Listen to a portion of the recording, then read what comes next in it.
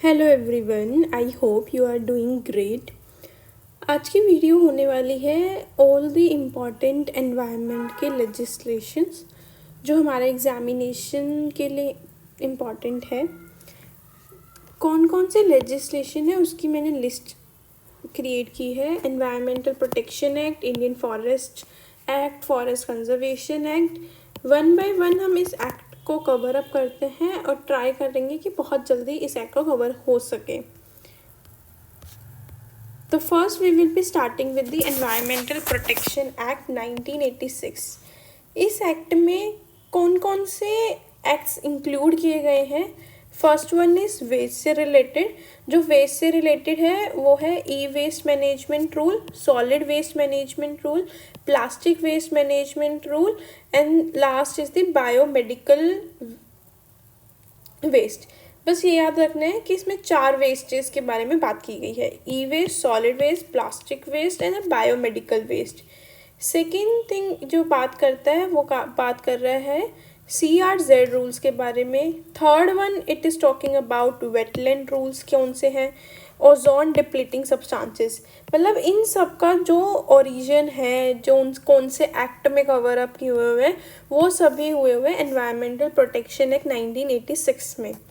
Second thing is इसमें certain authorities को भी इन्होंने इस्टेब्लिश किया है। सबसे इम्पॉर्टेंट है सेंट्रल ग्राउंड वाटर अथॉरिटी। हम लोगों को कंफ्यूज नहीं होना है with E central ground water commission. 2 अलग अलग अथॉरिटीज़ हैं जो एनवायरमेंटल प्रोटेक्शन एक्ट के अंडर पे आती है। वो सेंट्रल ग्राउंड वाटर अथॉरिटी है। ऑलरेडी UPSC पूछ चुका है इस पे question. Second one is Taj trapezium zone pollution authority. ये इतना ज़्यादा इम्पॉर्टेंट नहीं है। Third thing is pollution prevention control authority for NCR, जिसको अभी रिप्लेस कर दिया गया है विद द नेम NCAQM के अंदर पे। But we have to remember कि जो NCAQM है वो डायरेक्टली एनवायरमेंटल प्रोटेक्शन एक्ट के अंडर पे नहीं आती है। Third important things is the ecological sensitive zones. ये इम्पॉर्टेंट है। इसको नोटिफाई कौन करता है? सेंट्रल गवर्नमेंट नोटिफाई करता है। कौन से एरिया के अराउंड को हम बोलेंगे कि वो इकोलॉजिकल सेंसिटिव जोन्स है? Area which is around the protected area. अगर कोई एरिया है, इसको डिक्लेयर कर दिया कि ये प्रोटेक्टेड एरिया है, तो इसी के अराउंड पे ही इकोलॉजिकल सेंसिटिव जोन्स की भी डिक्लेरेशन होती है और उसको डिक्लेरेशन करने का वाला जो पर्सन है that is the central government. Second thing is the किस मॉडल पे इकोलॉजिकल सेंसिटिव जोन्स बेस्ड है। It is based on the buffer and core model पे। कोर में क्या होता है? कोर में बहुत ज़्यादा रिस्ट्रिक्शंस होती है हमारी। हम इजीली सारी एक्टिविटीज़ हम नहीं परफॉर्म कर सकते। कोर को एक स्टेटस भी दिया हुआ है, नेशनल पार्क का उसको स्टेटस दिया हुआ है। Second thing is buffer. Buffer में है सच कोई स्टेटस नहीं दिया हुआ कि भाई ये नेशनल पार्क है या वाइल्ड लाइफ सेंचुरी है। बस बफर एक ये ट्रांसमिशन जोन होता है, ट्रांजिशनल जोन्स होता है। इकोलॉजिकल सेंसिटिव जोन्स एक्ट करता है हैज़ अ शॉक एब्जॉर्बर की तरह भी ये एक्ट करता है। अब थर्ड थिंग इज़ इम्पॉर्टेंट इसमें आता है कि एक्टिविटीज़ को इस एक्ट के अकॉर्डिंग 3 पार्ट्स में क्लासीफाई किया गया है। पहली आती है prohibited, second one is regulated and the third one is permissible. Prohibited मतलब आपको कंप्लीटली नो बोल दिया गया है, कुछ एक्टिविटीज़ को आप परफॉर्म कर ही नहीं सकते। कौन सी एक्टिविटीज़ हो गई? वो हो गई हमारी माइनिंग, पॉल्यूटेड इंडस्ट्रीज़ हो गई, कोई हाइड्रो इलेक्ट्रिक प्रोजेक्ट्स आप उस पर्टिकुलर एरिया में बनाना चाहते हो बट वो आप नहीं कर सकते। Second thing is regulated. आप कर सकते हो उस एक्टिविटीज़ के लिए बट आपको परमिशन लेनी पड़ेगी पर्टिकुलर अथॉरिटीज़ की। एक रेगुलेटेड मैनर में उसको आप परफॉर्म कर सकते हो। फॉर एग्जांपल होटल रेस्टोरेंट्स की हो गई, रोड्स को वाइडन करना है हम लोगों को, कोई भी एक्जॉटिक स्पीसीज़ को इंट्रोड्यूस करना है उस पर्टिकुलर एरियाज़ में, इन सब के लिए आप एक्टिविटीज़ परफॉर्म कर सकते हो बट आपको परमिशन लेनी पड़ेगी। Third thing is permissible. आप बिल्कुल फ्री हो उस पर्टिकुलर एक्टिविटीज़ को कैरी आउट करने के लिए।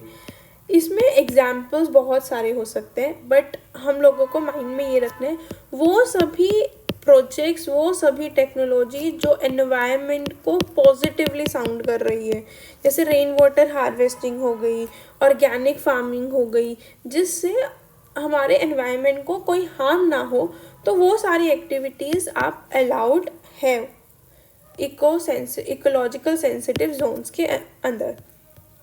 Then comes this second most important thing is Western Ghat से रिलेटेड क्या है। ऑलरेडी क्वेश्चन पूछ चुका है, क्वेश्चन में ये था कि गडगिल कस्तूररंजन कमेटी किससे रिलेटेड थी, वेस्टर्न घाट से रिलेटेड थी, बस इतना ही करना है। देन थर्ड इज EIA भी एनवायरमेंटल प्रोटेक्शन एक्ट के अंडर पे आता है। इसमें डिटेल हम लोगों को प्रीलिम्स के लिए इम्पॉर्टेंट नहीं है, ये मेंस के लिए ही इम्पॉर्टेंट होता है। This is all about environmental protection act 1986। Second act is the Indian forest act 1927। इसमें प्रोविजंस क्या है कि हमारे पास एक फॉरेस्ट है, उस फॉरेस्ट को हमें प्रोटेक्ट भी करना है, मैनेजमेंट भी करनी है, और कितनी ड्यूटीज़ टिम्बर के ऊपर लगनी है, वो भी सब कुछ का जो प्रोविजंस है वो इंडियन फॉरेस्ट एक्ट के अंदर में इंक्लूड किया गया है। सेकेंड थिंग इसमें जो इम्पॉर्टेंट है कि पर्टिकुलर एरिया को या पर्टिकुलर लैंड को अगर डिक्लेयर करना है फॉरेस्ट, तो उसको 3 टाइप्स में डिक्लेयर कर सकते हैं। या तो वो रिजर्व फॉरेस्ट की कैटेगरी में जा सकता है, प्रोटेक्टेड फॉरेस्ट की कैटेगरी में जा सकता है, या third one is the village forest हो सकता है। अब इम्पॉर्टेंट थिंग ये आती है कि इसमें कौन सी एक्टिविटीज़ नेचुरली प्रोहिबिट है या परमिट है। तो अगर हम रिजर्व फॉरेस्ट में देखें, नॉर्मली अगर ये पर्टिकुलर फॉरेस्ट है जिसको हम लोगों ने रिजर्व फॉरेस्ट की कैटेगरी डाल दी, तो नेचुरली यहाँ पे सारी की सारी जो एक्टिविटीज़ होंगी वो प्रोहिबिट है, मतलब उस पर कोई भी एक्टिविटीज़ हम नहीं कर सकते। बट एक्सेप्शन ये है कि अगर कुछ एक्टिविटीज़ हम लोगों को करनी है तो उसके लिए हम लोगों को परमिशन लेनी पड़ेगी। तो नॉर्मली सारी की सारी एक्टिविटी को कर दिया उन्होंने प्रोहिबिट, बट ऐसा नहीं है कि वहाँ पे कोई एक्टिविटीज़ हो नहीं सकती, हो सकती है, बट उसके लिए हम लोगों को लेनी पड़ेगी परमिशन। सेकेंड थिंग इज कौन सी अथॉरिटी रिस्पॉन्सिबल होती है डिक्लेरेशन ऑफ अ फॉरेस्ट कि वो रिजर्व फॉरेस्ट होगी। वो जो गवर्नमेंट है, स्टेट गवर्नमेंट रिस्पॉन्सिबल है। रिमेंबर कि सेंट्रल गवर्नमेंट के पास वो पावर नहीं है डिक्लेयर करने की। डिक्लेरेशन की जो पावर होती है नॉर्मली कौन करता है, वो करता है स्टेट गवर्नमेंट। जब भी कोई पर्टिकुलर लैंड को इन्होंने रिजर्व फॉरेस्ट की कैटेगरी का स्टेटस दे दिया, तो दैट मीन्स वो पर्टिकुलर फॉरेस्ट या पर्टिकुलर लैंड एक प्रॉपर्टी हो जाएगी गवर्नमेंट की। नेक्स्ट थिंग इज जब भी स्टेट गवर्नमेंट उस लैंड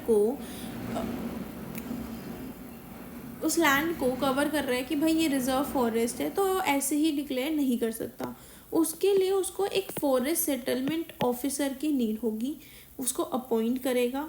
फिर वो जो फॉरेस्ट सेटलमेंट ऑफिसर होगा वो हेल्प करता है स्टेट गवर्नमेंट को कि हाँ ये पर्टिकुलर लैंड को आप डिक्लेयर कर सकते हो कि ये रिजर्व फॉरेस्ट है। और स्पेशलिटी ये है कि जो फॉरेस्ट सेटलमेंट ऑफिसर है ना, उसके पास सिविल कोर्ट की भी पावर असाइन हुई है उसको। Next comes the protected forest. Protected forest में क्या होता है, इसमें जैसे एक्टिविटीज़ नॉर्मली एक्टिविटीज़ सारी बंद कर दी थी, बट प्रोटेक्टेड में सारी एक्टिविटीज़ अलाउड हैं। बट अगर बाय अथॉरिटीज़ चाहे तो कुछ एक्टिविटीज़ को ये मना भी कर सकते हैं। तो प्रोहिबिट तो यहाँ पे भी हो सकता है, बट इसके लिए आपको परमिशन लेनी पड़ेगी कि भाई हाँ गवर्नमेंट ने बोला है कि ये वाली एक्टिविटीज़ नहीं हो सकती, तो वो नहीं होगी। बट अगर कन्फ्यूजन क्रिएट हो सकता है कि रिजर्व फॉरेस्ट में क्या था, सिंपल है यार, रिजर्व फॉरेस्ट में सारी की सारी एक्टिविटी को प्रोहिबिट कर दिया, बट प्रोटेक्टेड फॉरेस्ट में अलाउड है। एक्सेप्शंस क्या है इसमें, इसमें ये है कि अगर हमें कोई एक्टिविटी कंडक्ट करवानी है तो अथॉरिटी की परमिशन लेनी पड़ेगी। प्रोटेक्टेड में अगर कोई एक्टिविटी को मना करना है तो वो कौन कर सकता है? स्टेट मना कर सकता है, अथॉरिटीज़ मना कर सकती है थ्रू दी लॉ या फिर कोई नोटिफिकेशन के थ्रू मना कर सकती है। ये इंपॉर्टेंट है, थोड़ा सा कन्फ्यूजन हो जाता है बट ये थोड़ा सा एक भी आप रिवाइज कर लेना अपने एंड पे एक्टिविटीज़ से रिलेटेड। सेकेंड थिंग इज कौन सी अथॉरिटी है जो डिक्लेयर करती है कि ये प्रोटेक्टेड फॉरेस्ट होगा? वो भी स्टेट गवर्नमेंट को पावर दी हुई है। अब ये कन्फ्यूजन ये आता है कि ये एक पर्टिकुलर लैंड है, उसको मैंने डिक्लेयर कर दिया कि ये रिजर्व फॉरेस्ट है, बट ऐसे कुछ लैंड भी होगी जो रिजर्व फॉरेस्ट की कैटेगरी में नहीं आती। वो सभी लैंड जो रिजर्व फॉरेस्ट की कैटेगरी में नहीं इंक्लूडेड है, फिर वो इंक्लूड हो जाती है प्रोटेक्टेड एरिया के अंडर पे, प्रोटेक्टेड फॉरेस्ट के अंडर पे। Third thing is the village forest. Village forest में क्या होता है? इसको डिक्लेयर तो स्टेट गवर्नमेंट करती है, बट स्टेट गवर्नमेंट अपना जो टास्क है, जो अपना फंक्शन है, वो खुद ना करके असाइन कर रही है विलेज कम्युनिटी को, तो उस फॉरेस्ट एरिया को हम लोगों ने बोल दिया कि ये विलेज फॉरेस्ट है।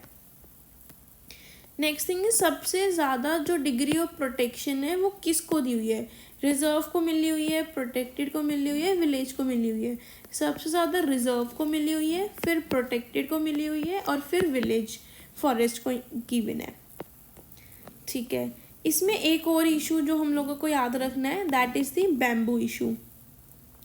ओरिजिनली क्या था? बैम्बू को ट्रीट किया जाता था एज ए ट्री। अगर बैम्बू को ट्री की तरह ट्रीट किया जा रहा है तो उसको जब मैं कट कर रही हूँ तो मुझे परमिशन लेनी पड़ेगी अथॉरिटीज़ की। बट 2017 में एक अमेंडमेंट होती है, उस अमेंडमेंट में ये डिक्लेयर किया जाता है कि बैम्बू अब वो ट्री नहीं है, इनफैक्ट ये एक ग्रास है। अगर ये ग्रास की कैटेगरी में आ गया, इसका मतलब मुझे परमिशन लेने की नीड नहीं है। अब मैं इसको ईजिली मैं ग्रो करवा सकती हूँ, ईजिली मैं कट कर सकती हूँ, ईजिली मैं इसको ट्रांसपोर्टेशन में ट्रांसपोर्ट कर सकती हूँ, तो उसके लिए मुझे कोई टैक्सेस हैज सच पे करने की नीड नहीं होती। ये 2017 के अमेंडमेंट में आया। बस इसमें हम लोगों को इंडियन फॉरेस्ट एक्ट 1927 में यही 2-3 चीज़ें याद रखनी है। Next act is the forest conservation act 1980। Forest conservation act 1980 में प्रोविजन रीड करने से पहले हमें ये पता होना चाहिए, थोड़ा सा हम अपना बेसिक रिवाइज करते हैं। जो फॉरेस्ट है वो कौन से सब्जेक्ट में मेंशन्ड है? वो मेंशन्ड है हमारी कॉन्करेंट लिस्ट में। अर्लियर वो स्टेट सब्जेक्ट था, बट हम लोगों ने अमेंडमेंट किया और उसको कॉन्करेंट में ट्रांसफ़र कर दिया। कौन सा अमेंडमेंट एक्ट था? That was 42nd constitution amendment act 1976। DPSP में कौन सा आर्टिकल इससे रिलेट करता है? Article 48A। अब इस फॉरेस्ट कंजर्वेशन एक्ट में क्या होता है? फॉरेस्ट की कैटेगरी को डिवाइड किया जाता है into reserve forest, protected forest, village forest and the private forest. Second thing is जो रूल मेकिंग पावर होती है रिलेटेड टू फॉरेस्ट कंजर्वेशन के लिए, वो किसके पास है? वो है सेंट्रल गवर्नमेंट के पास, स्टेट गवर्नमेंट के पास नहीं होती। रूल बनाएगा सेंट्रल गवर्नमेंट। इसमें थर्ड थिंग इज इसमें एक एडवाइजरी कमेटी इस्टेब्लिश करती है जो हेल्प करती है सेंट्रल गवर्नमेंट को टास्क परफॉर्म करने में। फोर्थ, अगर किसी भी फॉरेस्ट को डाइवर्ट करना है मुझे नॉन फॉरेस्ट प्रोड्यूस के लिए, तो उस किसकी परमिशन नीडेड है? दैट नीडेड है सेंट्रल गवर्नमेंट की। नेक्स्ट थिंग इज केस, एक इसमें TN गोदावरम केस आता है जिसमें फॉरेस्ट का जो मीनिंग है उसको एक्सपेंड करा जाता है। उन्होंने बोला कि जो फॉरेस्ट की डेफिनेशन है डिक्शनरी में वो भी इंक्लूड होगी। अगर कोई प्राइवेट फॉरेस्ट है किसी पे और उसको प्रोटेक्शन की नीडेड है तो वो भी फॉरेस्ट की कैटेगरी में ही इंक्लूड हो जाएगा। नेक्स्ट थिंग इज़ क्या जो जू है वो एक फॉरेस्ट एक्टिविटीज़ है? इस एक्ट के अकॉर्डिंग जू भी एक फॉरेस्ट एक्टिविटी के अंदर ही इंक्लूड होता है। Next one is the forest conservation act 2023 जिसको रीनेम किया गया हैज़ अ वन संरक्षण एवं संवर्धन एक्ट। इसमें क्या बात हुई, इसमें 3 चीज़ें बात होती है। एक तो फॉरेस्ट की डेफिनेशन हम लोगों को पता चलता है, कुछ एक्टिविटी को exemption they the, and third thing is कुछ एक्टिविटीज़ को हमारी फॉरेस्ट की एक्टिविटीज़ में इंक्लूड कर दिया। फॉरेस्ट की एक्टिविटीज़ में क्या नई फॉरेस्ट की एक्टिविटीज़ इंक्लूड की, फॉर एग्जाम्पल इको टूरिज्म, जू सफारीज, सिल्वीकल्चर्स, इन तीनों को और एक्सेट्रा मतलब और भी एक्टिविटीज़ थी, उनको बोला गया कि हाँ ये किस एक्टिविटीज़ में आती है, फॉरेस्ट की एक्टिविटीज़ में आती है। सेकेंड थिंग इज़ क्या एग्जेम्पशंस रखे गए, अगर कुछ सर्टेन प्रोजेक्ट्स हैं जो नेशनल सिक्योरिटी के लिए बहुत ज़्यादा इम्पॉर्टेंट है और वो इंटरनेशनल बॉर्डर के 100 किलोमीटर के विदिन लाई करते हैं, तो उसको ये जो लॉज के अकॉर्डिंग है ना कि उनको कंजर्व करना है फॉरेस्ट को, वहाँ पे आप एक्टिविटी नहीं कर सकते, तो वो एग्जेम्पशंस हैं, वहाँ पे सब कुछ पॉसिबल है बिकॉज वो एक स्पेशल प्रोजेक्ट्स की कैटेगरी में इनकॉर्पोरेट किया हुआ है इन्होंने।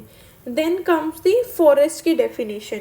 फॉरेस्ट की डेफिनेशन में ये बोला गया कि अगर कोई लैंड को डिक्लेयर कर रहे हैं हैज़ अ लॉ की तरह, जो लॉ में मेंशन है ना प्रोविजन, उसके अकॉर्डिंग किसी लैंड को डिक्लेयर कर दिया कि ये फॉरेस्ट है तो वो फॉरेस्ट होगा। सेकेंड थिंग इज इस डेट के बाद 25 अक्टूबर 1980 के बाद अगर कोई लैंड को डिक्लेयर किया गया है एज अ फॉरेस्ट और उसको रिकॉर्ड कर दिया गवर्नमेंट के रिकॉर्ड्स में, तो भी उसको हम फॉरेस्ट ही मानेंगे। Then comes the rule 2025। अभी 2025 में इससे रिलेटेड रूल्स भी बनाए गए। पहला रूल क्या था, कंपेंसेटरी एफॉरेस्टेशन लैंड थी, जिसमें ये बोला गया कि ये जो कंपेंसेटरी एफॉरेस्ट लैंड है ना उसको हम ट्रांसफ़र कर रहे हैं, किसमें, फॉरेस्ट डिपार्टमेंट को ट्रांसफ़र कर देंगे। पहले ये क्लियर नहीं था कि जो कंपेंसेटरी एफॉरेस्ट लैंड है वो किसको बिलोंग करेंगे, कहाँ जाएगी, कौन इसको सुपरवाइज करेगा, बट अब इसमें क्लियर कर दिया वो जाएगी फॉरेस्ट डिपार्टमेंट के पास। Second thing is state government. State government का रोल हम लोगों ने इंक्रीज़ कर दिया। पहले क्या होता था, अगर कोई प्रोजेक्ट्स बन रहा है, फॉर एग्जांपल कोई रोडवेज बना रहे हैं, हम रोड कंस्ट्रक्ट कर रहे हैं, या फिर रेलवे लाइंस को हम लोग बना रहे हैं, तो पहले सेंट्रल गवर्नमेंट की परमिशन लेनी पड़ती थी ऑर्गेनाइजेशन को इन सब एक्टिविटीज़ को कैरी आउट करने के लिए, बट अब सेंट्रल गवर्नमेंट की परमिशन लेने की नीड नहीं है, वो रोल अब स्टेट गवर्नमेंट कर सकती है। थर्ड थिंग इज अब हम लोगों को माइनिंग कर रहे हैं हम लोग इस पर्टिकुलर एरियाज़ में, अब माइनिंग करने से लैंड तो डिग्रेड होगी ही होगी। अब उस लैंड को डिग्रेड करने के लिए हम लोगों को कंपेंसेटरी एफॉरेस्टेशन के लिए अलग से फंड मेंटेन करना पड़ेगा, और ये बोला गया कि अब माइनिंग भी कंपेंसेटरी एफॉरेस्टेशन के अंडर आ गई है, पहले नहीं थी। This is all about forest conservation act 2023 and the forest conservation act 1980। Next comes the compensatory afforestation fund act. इसमें क्या होता है, जो भी हम लोगों ने फंड कलेक्ट किया वो 100% होगा, उस 100% में जो 10% फंड होगा और 90% फंड में डिवाइड किया गया। 10% फंड किस में ट्रांसफ़र किया जाएगा, पब्लिक अकाउंट ऑफ इंडिया में, और जो 90% बच गया वो ट्रांसफ़र किया जाएगा पब्लिक अकाउंट ऑफ स्टेट को। जो पब्लिक अकाउंट ऑफ इंडिया होगा उसको कौन मैनेज कर रहे हैं, नेशनल कंपेंसेटरी एफॉरेस्टेशन फंड बोलता है, उसको मैनेज करेगी सेंट्रल गवर्नमेंट। पर जो पब्लिक अकाउंट ऑफ स्टेट होगा उसको हम डालेंगे फंड को in the state compensatory afforestation fund के नेम से। नेक्स्ट थिंग इज इसकी जो अथॉरिटीज़ हैं, 2 अथॉरिटीज़ हम लोगों ने फ्रेम की, एक नेशनल लेवल पे कैंपा, एक होता है स्टेट लेवल पे कैंपा। जो नेशनल कैंपा होता है वो नेशनल फंड्स को मैनेज करती है और स्टेट कैंपा मैनेज करती है स्टेट फंड्स को। देन कम्स अभी जो फंड कलेक्ट हुआ है, वो जो पैसा आया है उसको हम कहाँ यूज़ करेंगे, उसको हम यूज़ करेंगे सारी की सारी फॉरेस्ट्री एक्टिविटीज़ में। अब फॉरेस्ट्री एक्टिविटीज़ के एग्जांपल्स क्या हो सकते हैं? फॉरेस्ट की मैनेजमेंट प्रैक्टिसेस हो गई, अगर ह्यूमन वाइल्ड लाइफ कॉन्फ्लिक्ट हो रहा है तो उसको रिड्यूस करने के लिए जो भी प्रोविजंस यूज़ होंगे, जो भी हम स्टेप्स लेंगे, वो सारा का सारा जो एक्सपेंस होता है वो इसी फंड से आएगा। ट्रेनिंग अवेयरनेस करवानी है, कैंपेन इनिशिएट करवाना है, तो उसके लिए जो मनी आनी है वो इस फंड से आएगी। So this is all about the Compensatory Afforestation Fund Act. Next act is the Biological Diversity Act. First thing first कि हम लोगों ने इसको इनेक्ट क्यों किया था? बिकॉज हम लोगों ने साइन किया था, रेटिफाई किया था CBD को एंड द नगाया प्रोटोकॉल को। नेशनल लेवल पे इसका इफ़ेक्ट लेके आने के लिए हम लोगों ने बायोलॉजिकल डाइवर्सिटी एक्ट को इनेक्ट किया। सेकेंड थिंग, इसका स्ट्रक्चर कैसे होता है? इसका 3 लेवल का स्ट्रक्चर होता है।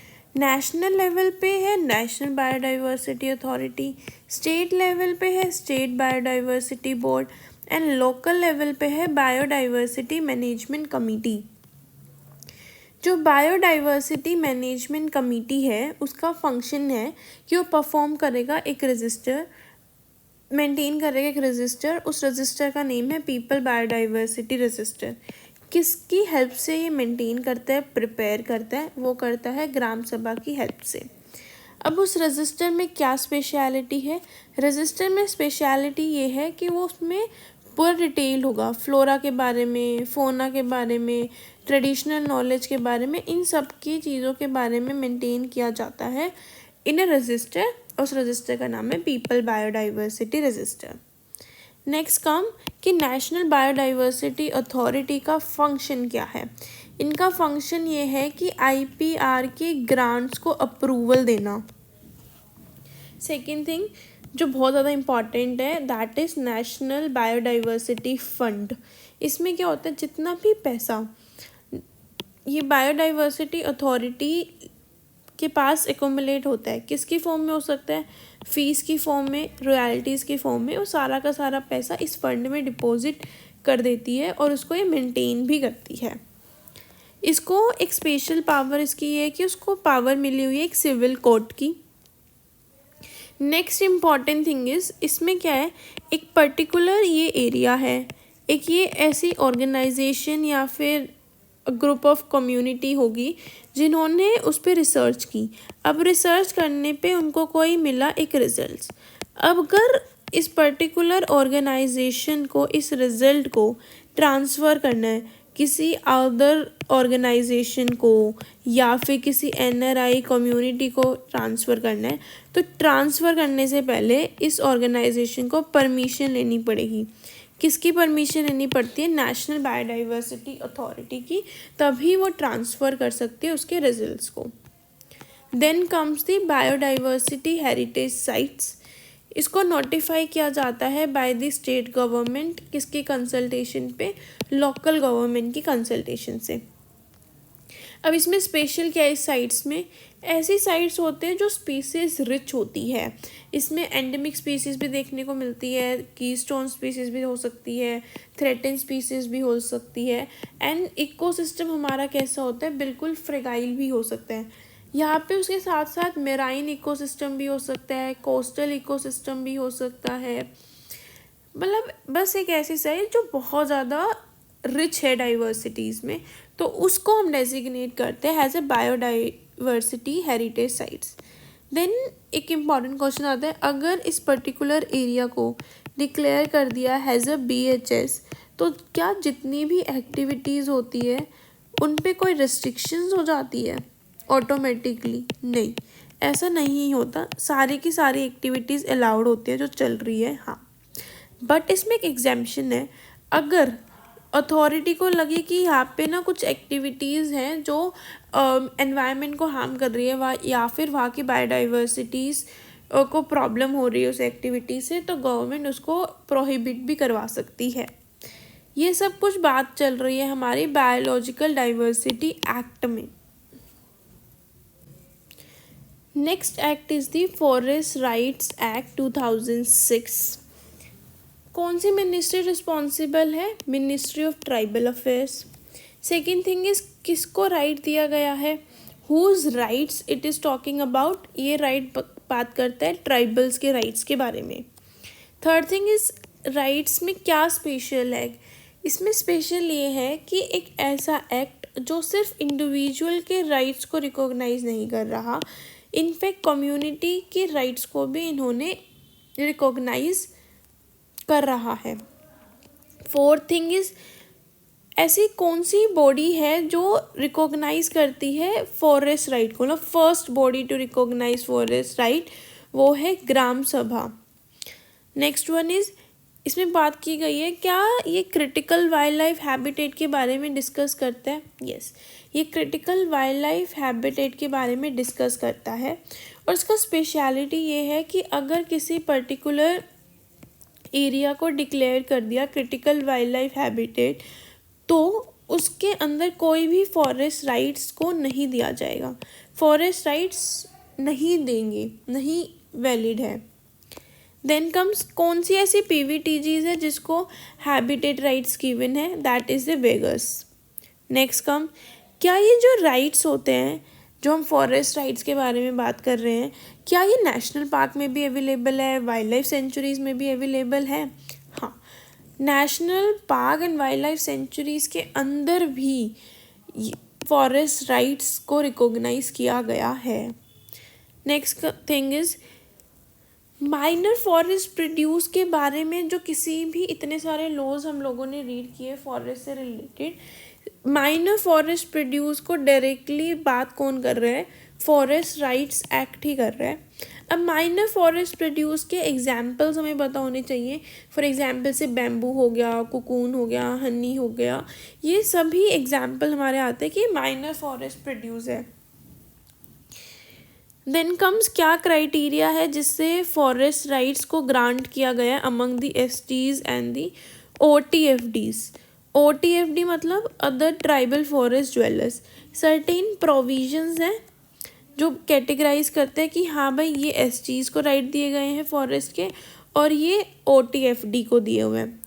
एसटीज के राइट्स ये है कि भाई प्रोविजंस ये हैं कि एक तो उनकी कम्प्लीटली लाइवली जो हुड है वो फॉरेस्ट पे ही डिपेंड होना चाहिए। एसटीज है तो एसटी ही होने चाहिए। थर्ड थिंग इज अगर वो रेजिडेंट भी मतलब रहते भी कहाँ पे होने चाहिए? फॉरेस्ट लैंड पे ही होने चाहिए। लाइवलीहुड भी उनका टोटली आता है फ्रॉम द फॉरेस्ट एक्टिविटीज से, उनका रेजिडेंट एरिया भी फॉरेस्ट ही है, तो हम बोल देंगे कि हाँ ये एसटीज है और फिर उनको फॉरेस्ट राइट्स दिए जाते हैं। ओटीएफडी में ये सारे प्रोविज़न तो है ही। इनफैक्ट एक एडिशनल ये है कि वो वहाँ पे रह चाहिए 75 ईयर्स हो चुके हैं, उससे ज़्यादा हो चुके हैं इनफैक्ट, और वो वहाँ पे ही स्टे कर रहे हैं उस पर्टिकुलर सेम फॉरेस्ट लैंड पे, तो हम उसको कैटेगराइज करेंगे कि हाँ ये अदर ट्राइबल फॉरेस्ट ड्वेलर्स हैं। इसमें जो इम्पॉर्टेंट है, मिनिस्ट्री इम्पॉर्टेंट है, क्रिटिकल वाइल्ड लाइफ हैबिटेट के बारे में मेंशन इसमें किया गया है। National park wild life sanctuary के अंदर के राइट्स होंगे, this is important. And minor forest produce के बारे में बात ही सिर्फ कहाँ पे की गई है? इस वाले एक्ट में की गई है, ये ज़्यादा इम्पॉर्टेंट है। So this is all about the forest rights act 2006।